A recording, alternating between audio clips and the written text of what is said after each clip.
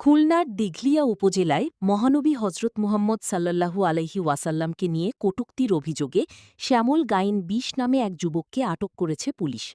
মঙ্গলবার দুপুরের দিকে উপজেলার মণ্ডল জুট মিল এলাকার কোয়ার্টার থেকে তাকে আটক করা হয়। আটক শ্যামল গাইন সাতক্ষীরা জেলার শ্যামনগর উপজেলার পাতাখালী গ্রামের বাসিন্দা সুপ্রভাত গাইনের ছেলে।